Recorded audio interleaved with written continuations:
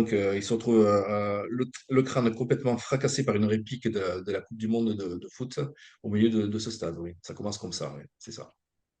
Ah oui, c'est pas anodin, la coupe du monde, c'est le Graal de ce sport-là, en fait. Donc, comme arme du crime, on a vu la forme qu'elle prenait avec une main à trois doigts qui s'apparente à une main extraterrestre ou exogène ou non humaine. Elle est pas du tout anodine, cette coupe. On voit que ce rituel d'extraction de masse, il est dirigé vers les entités non humaines qui tirent les ficelles de cette réalité, dont on va parler un peu plus tard. Parce qu'il y a un fil conducteur, un fil rouge exogène le long du roman aussi. Donc on va aborder ça tout à l'heure. C'est très intéressant. Oui, mais Et ça, c'est donc, toi qui l'avais abordé dans une de tes vidéos. Je l'avais retenu, hein. ouais. Cette main exogène, c'est vrai que si tu regardes bien, si tu observes bien la Coupe du Monde, tu as l'impression que c'est une main à trois doigts qui tient la Mm, terre au bout de ses doigts, quoi. Et ça, on le retrouve aussi dans l'affiche du film de Steven Spielberg, mm, La guerre des mondes avec Tom Cruise.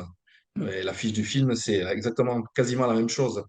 mm, Donc, il y a cette notion exogène de peut-être des maîtres qui nous dominent. Et j'ai fait le parallèle dans le fait que ben, voilà, tous ceux qui gagnent cette Coupe du Monde, ils exhibent fièrement, sans sûrement s'en rendre compte, hein, euh, la main de ceux qui nous dominent et nous maîtrisent, quoi. Et je trouve mm, il y a un paradoxe quand même qui est quand même relativement intéressant, quoi. Donc ils sont très forts. En fait, mm, et ils nous permettent de les diviniser, mm.